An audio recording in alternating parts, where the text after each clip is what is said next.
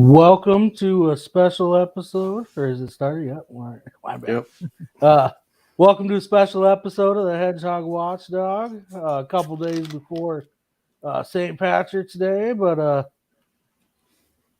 we're here with Sean Natchke, who has recently announced he's running for Sturgis City Council. The election's coming up pretty fast, April 12th.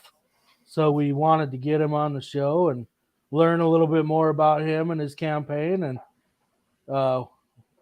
tell you guys, everyone about him, and hopefully you guys vote for him and let's get some more libertarians elected. Welcome, Hell Sean. yeah. Thanks for having me on, guys. Definitely a pleasure. Thank you. Oh yeah, go. I was just gonna have Sean tell us a little bit about himself, like a little brief introduction. Fair enough. I lived in Sturgis my entire life, except for getting out. I've actually been very lucky in a lot of my travels. I've been on almost every continent except for South America and Antarctica. I've been to most of the major European countries. I love traveling. I love meeting new people. That's definitely my life passion.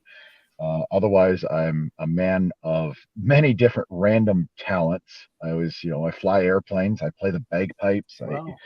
Pretty much whatever randomness you can throw. I love to learn. I love to read and just continually evolve and just get better. So. Well, politics is randomness, so throwing your hat in makes sense. Yep. So you said lifelong South Dakotan pilot. How'd you get doing that? Growing up, we had some family friends that were pilots. Being in South Dakota, agriculture and garage tinkerers, and I've gotten to go up with them a few times. And then there was just one day here a few years ago. I used to work out at the coal mines in Wyoming, and when that big layoff and coal took a massive plummet, got laid off, and I had a bunch of free time, and I said, let's do something productive with my time off. And I started learning how to fly an airplane myself, or get my license, and took to the skies. Nice, that's awesome. So what are your goals if you get elected to Sturgis City Council? So Sturgis has a very rich history. Not many towns in this entire nation have the type of history that Sturgis does, especially being tied to the motorcycle rally, being so close to Deadwood, and you have the gold rush and such. With that, seeing where things have led to nowadays, things have taken a weird turn, a drastic turn in, I guess, a direction that I don't like to see our small town go towards. And you see a lot of individuals out there that have been kind of like Congress and such, that have just been in city council for years and years, and it doesn't seem like they're doing stuff for the betterment of the community anymore. It seems like it's all about the bottom dollar, and just seeing that really made me want to take a stand and do something about that. So I hear that you're having some issues with political signs being placed where they're not supposed to be. Do you want to give us a little highlights on what's going on with that? Did you file a formal complaint? I know you were talking about. I did file a formal complaint, just because it after I came to the city council, it blew up, of course. So kind of the story is, Colin. Yeah. Yeah, we should have been doing this this interview in the airplane. That would have been something. But anyways, yeah. So automatically, I see a city ordinance officer. This is the first day you're allowed to put up political signs and everything. And the city ordinance officer, my neighbor sends me a text with a picture of a sign across the street from my house. And she says, uh-oh. And can he even put that there? And then my other neighbor is in a group text, and he, damn it, I don't want that on my property. and Anyways, I told them to leave it there until I got home, check things out. Turns out that yeah, it wasn't put on the correct property because the city ordinance officer might have thought he had permission from a different landowner, but that landowner didn't own where he put it there. But then he put a couple other signs around the block. Two of them were on private property without permission, once again, and another one was on public property, which completely is against city ordinance. You're not allowed to put any campaign material on a public right of way. So, being the code enforcement officer, he is in charge of if you have a discrepancy, he's in charge of that. And so, what do you do when the person that's in charge of that is essentially playing dirty and picking favorites with other officials that are running or other candidates that are running? To me, that says that corrupted the entire sanctity of this election immediately right there. Yeah, and once you said city ordinance officer, I already kind of didn't like that person. Anyways, it's like, what a job to have to go around making other people's lives miserable, for the most part, you know. Yeah, it seems to be a problem with South Dakota. A lot of cronyism going on with the current elected establishment. Yeah, and really, it just comes down to typical government, which is it's unfortunately this is how our government nationwide is turned, but there's a lot of favoritism being played, and that's the problem right there. If everyone was on the up and up like they should be, I don't think we would be in this big of a mess nationwide that we are in. Let's see. Do we just want to talk local stuff, or do we want to expand? Yeah, is there anything going on in Sturgis? Like we're East River boys over here, so we don't really know the climate out in Sturgis, generally speaking. Is there any hot button topics, issues, things that are going to be brought before the council? Yeah, there's going to be two issues right now. Welcome to small town politics and little drama. Right now, probably one of the biggest issues is Sturgis is currently under a government form with a city council, a mayor, and then they have a city manager. And about 900 people filed a petition to have the city manager removed because they don't feel that he is doing what they're paying for. And my thought process on that is I think the city manager did exactly what he's been hired to do. He's brought a ton of revenue into this town, but behind the scenes there's some paperwork that can bring into question, was some of this in fact legit, or how's it being done? Is it being done correctly? And my thought process is if Dave's doing not Dave, but Daniel, the city manager, is doing what he's supposed to be doing, and has done all of it, great. He's brought a ton of revenue, like I said. My only complaint with that is, does everything need to be commercialized and monetized, or can we have our small town and still have that small town feel? But if I get elected and I can then have access to some of these behind the door deals that have been done in executive session, if I see that there has been something shady, then I'm not afraid to step up and say something. As we've already known, I'm stepping up against a city official for not doing something right. And frankly, it just comes down to being a good person and doing what's right. Yeah, that's probably the biggest gossip in town. Well, and government officials need to be held to a higher standard. If you're going to go out and you're going to make all these rules that we're expected to follow, then you better be following them yourself. So how many people serve in the city council in Sturgis? So there is 8 councilmen, two for each ward, and there's 4 wards. And then, of course, like I said, the mayor. And every meeting, the chief of police is there. This code enforcement officer is there, and they have several other officials that are always there. But as for just the council, like I said 8 and the mayor. And then, of course, the city manager, too. I always thought it was weird how cities have city managers. That's how Lennox is too. We have a city administrator, but they're not elected. And I always thought, I guess I was ignorant, but I always thought it was the mayor that did the mayor's job. But apparently, it's they hire somebody to do it. The mayor's just a figurehead. Yeah, it's just like, okay. Colin's got a question. Sean's top 3 goals as council member. That's actually pretty easy, but it goes into a deeper question. So number one, my biggest goal, what I'm running on, is giving a voice back to the people. When you're at city council or local city politics, that's where your voice is strongest at. Out of everything else you have, that is where your voice is strongest to start making changes.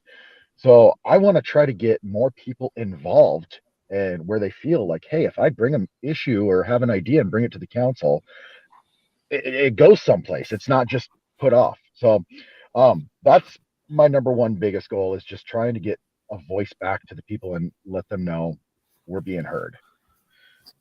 Second biggest goal is to put in check, as I already mentioned, some of the favoritism that's being played.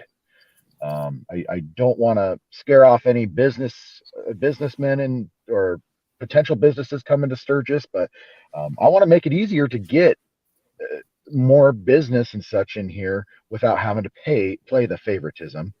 And then 3, it ties into that, is I want to help Sturgis grow, where, for example, we lost our hometown local store, like a Pomida Shopco Kmart. It was a Pomida and turned into a Shopco. We lost that. If we want to buy a t-shirt, essentially there's a couple little shops that have a small selection, but if you just want like work shirts or something, you got to drive 30 minutes to go to Walmart and pick them up. Can we not have a local store or something here that thrives and the people want to make work? So I'd like to see some more economic development in that aspect in Sturgis as well. How big is Sturgis? Sturgis has a little bit over 6,000 total population, but got a lot of snowbirds and stuff around here. I just typically tell people 5,000 people.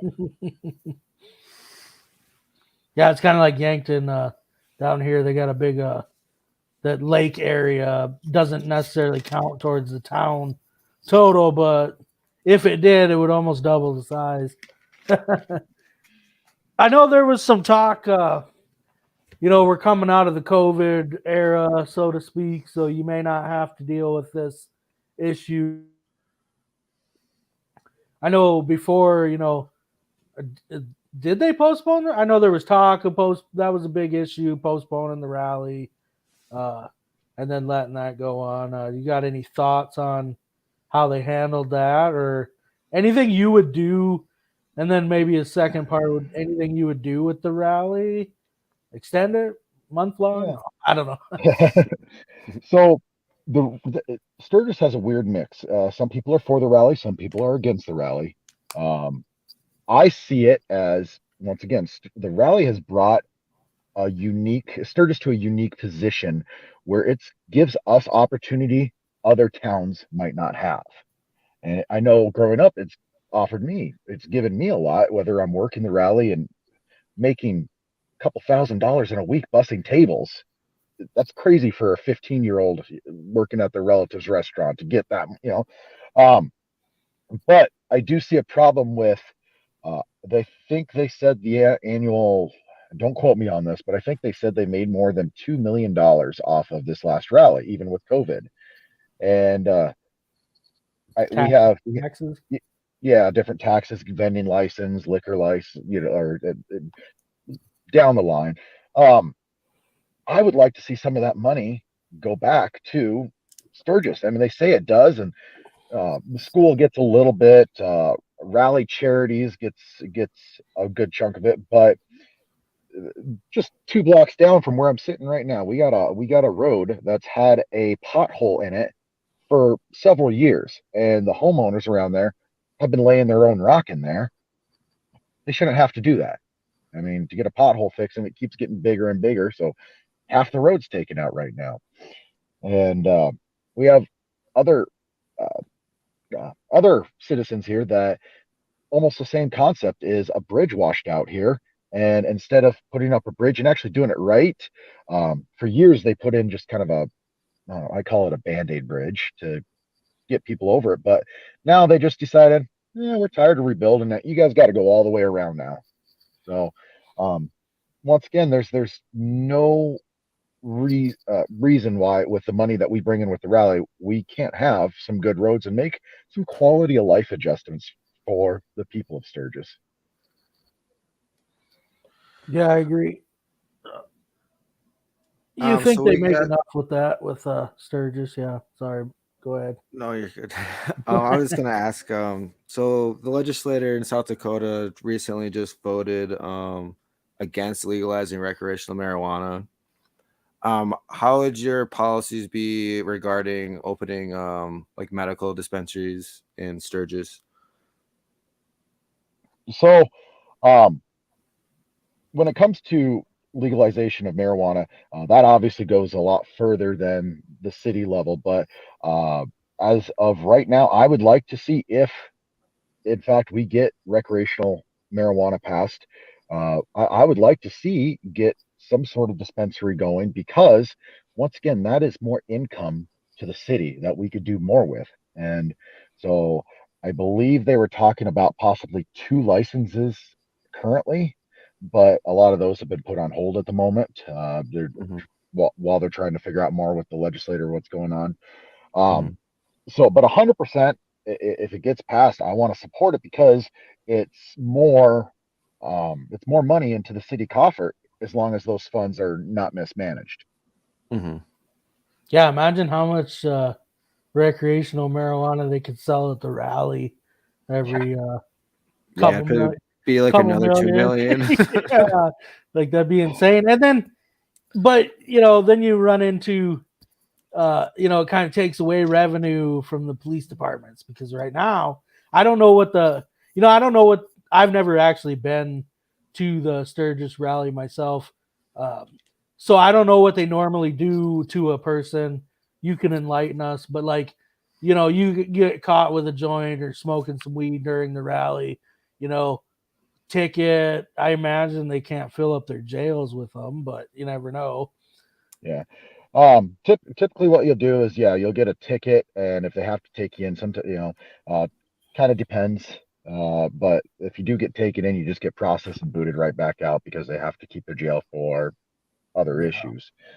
Um, if I Sturgis, on their City of Sturgis Facebook page, they do release a daily uh, law, like what the officers did, what type of calls they got, and how many arrests, how many medical calls, and they have all those statistics that they release daily, and they do a after the rally total.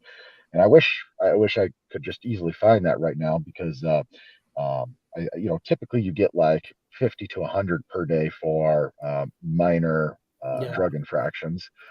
But at the same time, I'm I'm speculating here, but if those are marijuana, then okay, that's 50 to 100 people you're fining. But if it's legalized, then you're going to get way more in revenue off of that. So yeah, I think it would actually take a burden off the police to be able to yeah. not have to uh, go after that. Yeah, and then they can focus on more serious offenses that we can all agree, crimes with victims, things like that. Uh, wish they didn't waste their time with, what's up? I guess has that changed?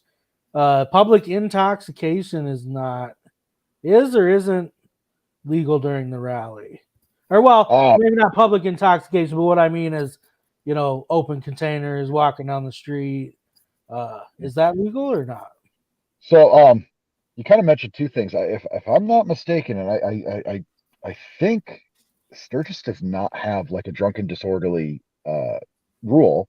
So to Yeah, go off that a little bit, but now as for the open container, they did try that just this year to have a certain area that you could have an event cup, and you'd be able to walk around with beer in that cup. You couldn't do yeah, mixed drinks or anything else.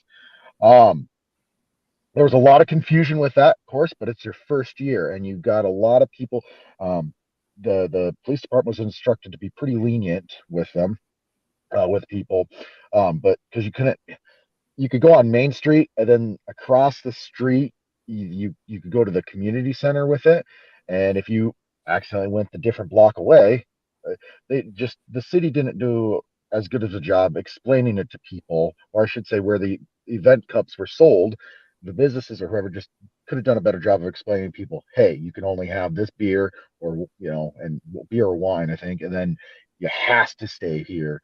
But when you have 500,000 to 1,000,000 people and you're trying to Yeah. get customers through, can you stop and explain that to every customer? You know, so Yeah. I'm excited to see that grow, because once again, that is more revenue, and I'm excited to see that grow further and get people, once people get the understanding of how it works. So Are there any city ordinances or state laws in South Dakota you'd like to see changed?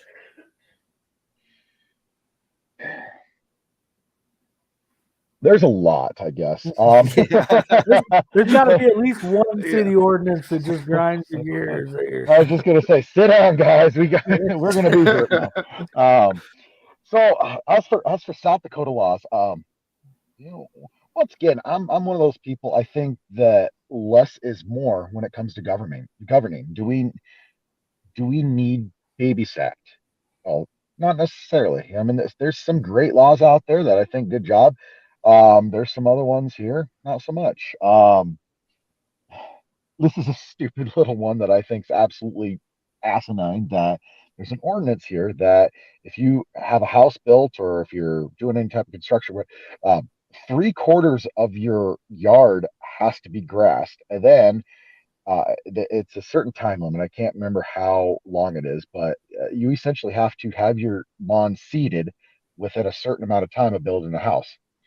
One of my good friends built a house, and well, it was just about winter time, and he didn't want to lay down seed because it would have been, it would have just killed the grass. Well, the city made him lay down seed just to watch it all die. And then they came back and tried finding him again, and he's like, hey, there's seed there. And he had to wait, and then finally during spring, he was able to actually get some grass and get some sod and stuff to it. But I just thought that was absolutely, why? Yeah. That one got me. I still laugh at that one.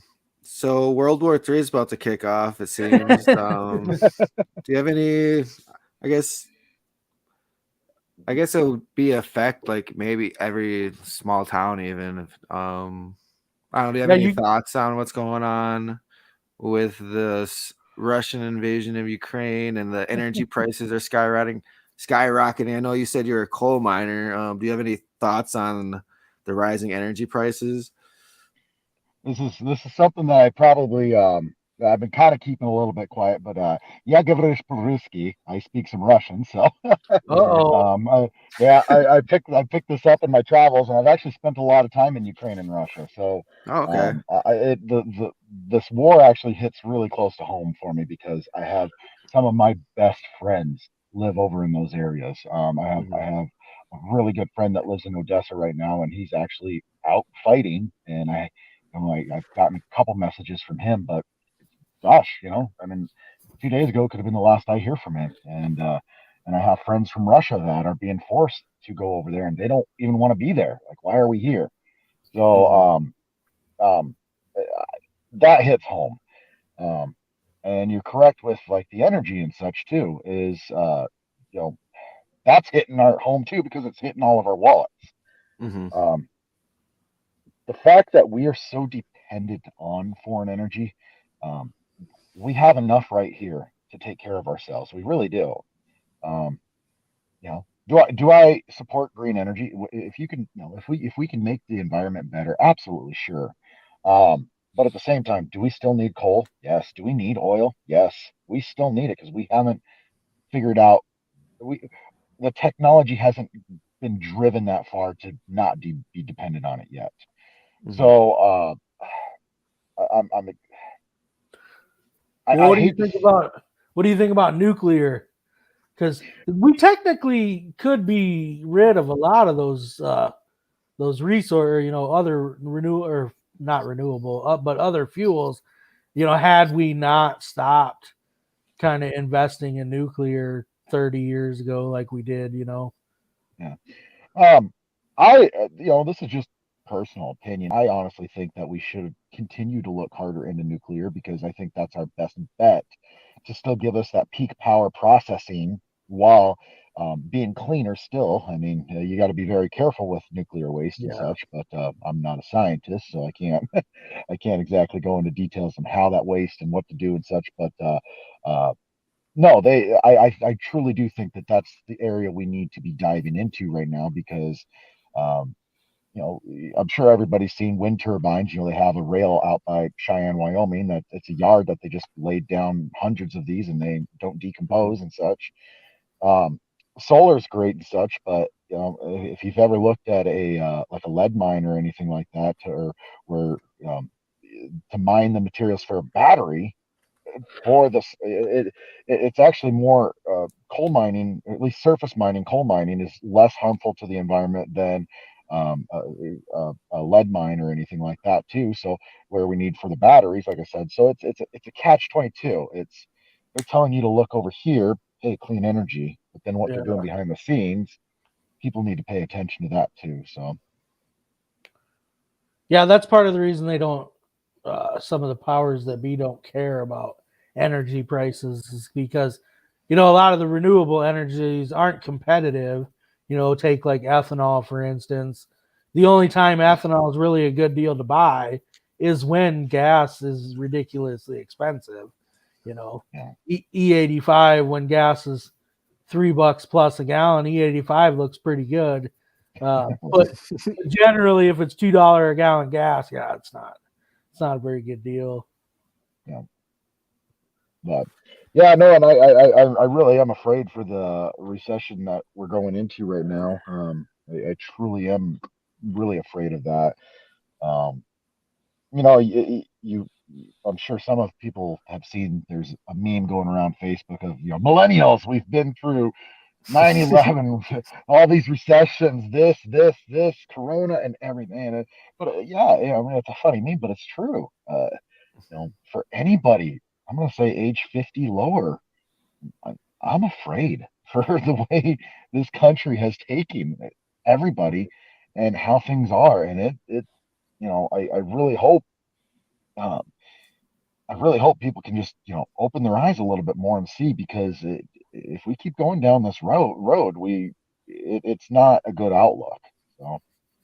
I just kind of thought of a couple questions that kind of pertain to a city council that are kind of in the news a lot too. One would be housing. People, I know Rapid City, I don't know Sturgis specifically, but Rapid City certainly has a housing shortage. A lot of people have been moving to the area.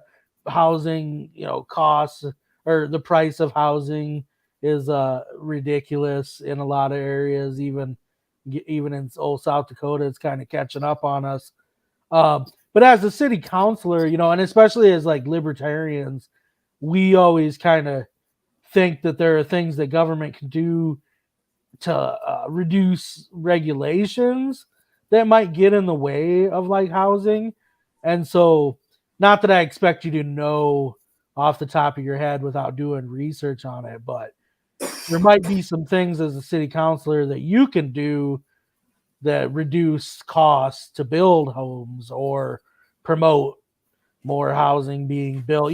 Government tends to just want to give people money and sign a blank check. And I actually think I might have heard something about Sturgis. They were maybe talking about a housing development with like 450 houses, possibly, or maybe I'm wrong that it was Sturgis. But any thoughts on what maybe you could do for the housing? Is Sturgis in a housing crisis, kind of like everywhere else? Yeah. So while I was out getting signatures just to be able to run for councilman, I probably ran into about 7 or 8 households in the 100 households I went to. 7 or 8 that were people that just moved out here and trying to find a house. That was the thing, is they couldn't find housing anywhere. And I asked them why here, and most of them were coming from Oregon, of all places, California, Oregon, and such. But yeah, so I do know with Sturgis, like I said, I really want to, one of my things that I really wanted to try was economical growth, for not just a bottom line dollar amount, but actually help the people grow, help businesses grow, and everything. I know on businesses we offer like tax, a certain time length of no taxes if you build a new business here, which is great. Okay, city, we don't have to collect taxes for several years. I mean, do you know how much money that saves a business and makes them want to grow here? It got us a car wash where he could have done built anywhere else in a bigger city like Rapid or Spearfish. Got us a car wash. Um, as for the personal housing, yeah, we did open up area south of town that right at the foot of the hills that they opened that up and they're building a big subdivision out there. Um, so I would like to almost see, yeah, hey, if you can, if contractors could essentially take, or I should say developers, not contractor, but developers can help take a cut and pay for helping work on those houses or getting those houses built and sell those houses at a cheaper dollar, then the city will charge you less for a business tax, essentially. I would like to see a play to be able to not just handing money over to the citizens, but that way the business developer is getting a deal. The people buying the house is getting the deal. The city of Sturgis will get a deal in the end and stuff too. I'd like to see something like that.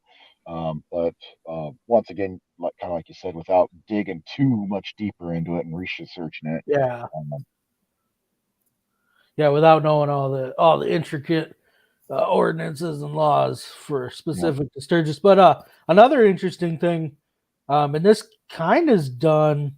Again, I'm not a real expert on city councils myself. I've ran for state office a couple times, so I've done a lot more research into that. But so property taxes is another big issue, and I believe some of that is controlled at the local level.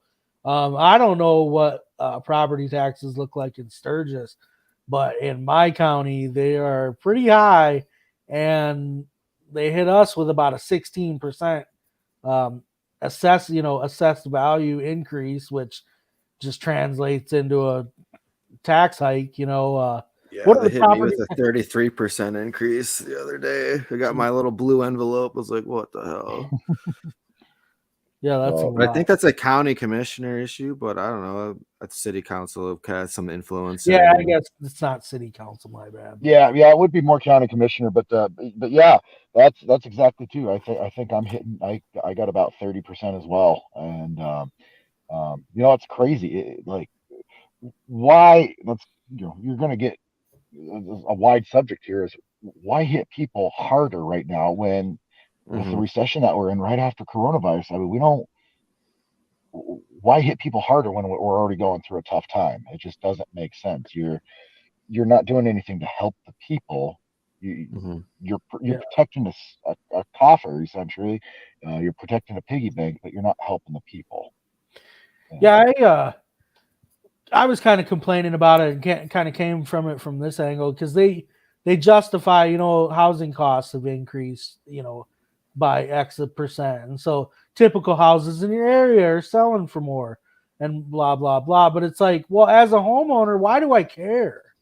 Why do I care that the house down the street sold for $50,000 more than it was worth 15 years ago? Like, I just don't care, and I don't understand why the government thinks that means that they deserve more money. It's like, well, houses are selling right now in Sioux Falls for as much as $1 million for some of these houses. Like, but I don't care. Like, that has nothing to do with me. That you know what I mean? Yeah. It's not really fair. I don't know how else to explain it. Yeah. And I think that's crazy. And you'll get. Um, I wish once again I kind of had the material right in front of me, but it kind of goes into like Biden's plan with selling real estate and stuff. I mean, why are we paying 30? It's like, yeah, like 33%, a tax credit on your second houses or something like. I mean, that's once again, how does that help the little guy? Yeah. Mhm. It doesn't. So, um, well, it goes back to kind of what I said in the first place. I'm here to at least try to bring a voice back from the little person, and hopefully, start a wave and just keep it moving and keep it pushing. And if it starts with my little town of 5,000-6,000 people, and it can keep growing, that's even better. So who are you running against here, Art? You have an opponent, right? Yeah. So as of right now, there is Dave Murtha, and he is a fairly decorated former military veteran, and seems like a nice enough guy. And then there's also Preston Williams, which is also he is a military veteran, and it's who's had the help of the city code enforcer and the campaigning and such. So So and you said there's 2 seats. yep, correct. And but one of them has somebody in it right now, and kind of they stagger. They try to All right. stagger the election. I was going to ask that earlier. My town does that. There's only 3 people on the town board, but it's only one person per year that goes up for election or whatever. It's not all at once. Yeah. And if this works out, there could be potentially 4 new councilmen on the board in this election. This is a huge election. I don't think I've seen this many people run for city council in a long time. Normally, a lot of people will run unopposed, or the incumbent will be able to just keep going because they have nobody running against them. So this is going to be a very unique election. Yeah, Devin Is missed this your out on first an campaign? Yes, it is my first one. No. So what was the issue that broke the camel's back that convinced you that you needed to run for city council this year? So I've been kind of thinking about it for a while, and I've played with the idea and getting into politics at least. But it was always kind of But I've been going to the city council with an issue on the street that I live on for years now, and I haven't really got much of anything done about it.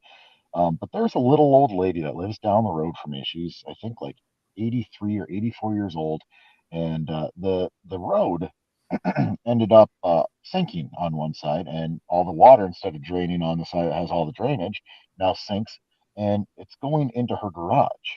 And she's tried asking the city to come and help fix that road, either tear it out and remix it, or fix it, or jack it up, or something.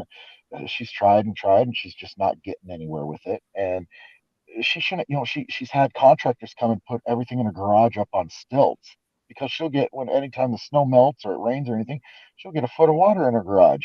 And that's a big city issue. Like, a citizen should not have to deal with that, especially when it's the city's road and they only have one small drain on the other side. It's not working. So it's going to come down to an infrastructure issue. But once again, why has she had to fight for over a year now just to get that fixed? Mm-hmm. It's not right. Yeah, I agree. That's some stuff. I remember Lennox had a bad road. We had like a really bad ice storm or something. It really messed up the road by my house, and it took them 9 months to get it fixed. I was like, man, with these property taxes, you think they'd get that done like ASAP, but whatever. Yeah. So when is your election? It's coming April 12th. April 12th. All right. Well, we will definitely help promote and try to spread the word that you're running and spread your message. Absolutely, yeah. Just and that's what I kind of tell everybody is, if anybody knows anybody that lives in Sturgis, just talk to them. And if you have any questions, you can reach out to me on Facebook. But talk to people and then tell them, hey, tell 2 people, and tell those 2 people to tell 2 people. And I really think that, especially with how the election's been tainted by the city official, I really think that word of mouth is going to help win this election. What's turnout look like for normal city council out there? If I'm not mistaken, I think the last election for city council, I think in Ward 3, which is the ward I'm running in, I think they had like 78 voters. Yeah. Yeah, not a lot, but I mean, it should be better. But hey, that's great though, because that means that, you said you were out and you hit up about 100 houses, And it's like, well, you know, that's your voter base right there. That can get you elected. And they always say that if you go out and you talk to people, and people now know who you are, can put a face with the name, and it's a good chance that they'll actually vote for you since they've actually talked to you. And I Yeah. am at a little bit of a disadvantage because, these people, at least I know with one of the other candidates, he was planning on running. He's being coached and helped. So, I mean, he had all this campaigning material and everything, and especially with me doing this last minute. Yeah. And I'm your average, blue jean wearing, hard, I work still in mining, construction, and such. And, so I'm out working 60 hours a week still and trying to run a campaign. So, on nice days like this and such like that, it's like I just get out and door to door, and I'm still at a disadvantage though, but I still think, especially hopefully now that it's getting out there that, hey, city officials doing this, he shouldn't be doing this. This is what Sean's fighting for. We need to get him in there because he is going to take a stand for what's right. So I'm really hoping that kind of gets around too. Take down code enforcement. I'm all for Yeah. it. I wish you were running for city council in Lennox. Who knows? I might get driven out of here if I don't win at this point. Yeah, there's an airport nearby in Tees, so you can fly out here. But that's all the questions I have. Do you have any more questions, Greg? No, not really. Is there anything you want to just kind of relay with your last couple minutes, or anything you want to tell the voters? Or As cliche as this sounds, register to vote and actually get out there and vote. Because, like I said, there's very few people, especially the younger you are now. There's less and less people that are actually registering to vote and actually exercising their right. So, as cliche as it is, just you have to do it. It's so easy. It takes less than a minute at your courthouse, and you can do it online, and it's so easy now. So get out, register to vote, and then you can easily mail in a ballot now. You can absentee vote. You don't have to be available on that day. There's so many other options. So get out and vote. Yep, for sure. It takes like a whole, like out here, I mean, it takes like 5 minutes to vote. That's pretty simple. I really wish South Dakota would add online voter registration. It seems like we're the only state that doesn't have it. Yeah, I kind of hate that. With the young people would get more registered to vote if we had that. I think it might even be conspiracy, not to sound like Alex Jones, but conspiracy to keep young people from voting is by forcing them to have to go to the courthouse and fill out paperwork like it's 1985. Yeah, because the state is at, like the Secretary of State's website, you can create a campaign committee on their website. You can file campaign finance reports on their website. Like you can do all this modern stuff, but when it comes to like vote or registering to vote, it's like, nope, fill out a form at the courthouse. No. But hey, I appreciate you coming on, and we're definitely going to be. East River's got your back. Yeah, East River's got your back. All right, man. Well, appreciate you coming on. We'll have to have you on again sometime. Maybe. Yeah, good luck. Yeah. I will maybe have you on after the election to congratulate. Yeah, after you're elected, we'll have you back on. Sounds good. Well, you guys are invited to the Tears or Cheers party. So cheers. Is that election night? Yep. Looking forward to it. All right, sounds good, man. Thank you. All right, have a good one. Have a good one, you guys. All right, Greg. Anything else we want to talk about before we sign out? I know there's a lot going on, but maybe we should do it for a different episode. No, well, I'll just mention some Libertarian Party things real quick. Yeah. Go through the news. So next Sunday is our special membership meeting. We're gonna vote on national delegates to the Libertarian National Convention in May. We've got 4 seats open. Got to be a registered Libertarian in South Dakota. What was the date on that again? It's next Sunday, March 20th. Next Sunday. Nice. Be there if you want to go to Reno.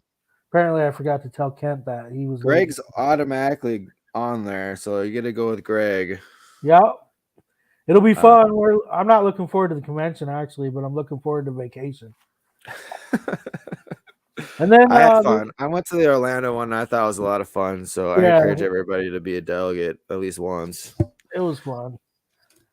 And then the other thing is our state convention is April 23rd, so just over a month, and it's in Chamberlain at the Arrowwood Resort and Conference Center. And that's a pretty nice little hotel. You can do some fishing. It's right on the river. And we're this convention, we're accepting nominations for a bunch of different statewide. I don't have the list off the top of my head, but it's like governor, lieutenant governor, attorney general, secretary of state, the auditor, schools and public lands, and then all your favorites, the legislature, state house, and state senate. You can be nominated at convention. Skip the petitioning process altogether and get put on the ballot. But you do have to beat NOTA. So just to forewarn you. Yeah, Chamberlain should be a blast. Yeah, it sounds like we got some quite a few people that have been interested and reaching out about running for office, and yeah, so, we're probably gonna have some real big names running for some important positions. I know. Is Tracy still running for governor? I hope so.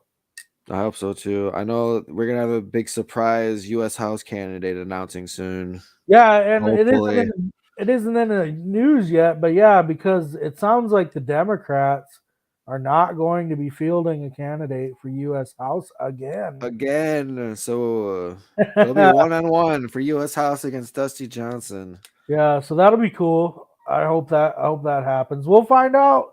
Deadline for Democrats and Republicans is like 2.5 weeks from now, so we'll find out in like 2 weeks. That's all I got. Yeah, that's all I got too. All right, thanks for tuning in. right. We'll be back again sometime. I know we're erratic. We used to do every Sunday, but now we're like every 5th Sunday. But yeah, we will improve on that. We're gonna have a lot more people interviews soon here. Yeah. World War III is going down, so I mean, we've been busy in our safety shelters. Yeah, we've been hunkering down in the basement. We've been prepping. I'm getting my crops ready to grow for the summer. And all right. And this is a reminder, this episode is brought to you by pinkcoin.com. We'll see you next time.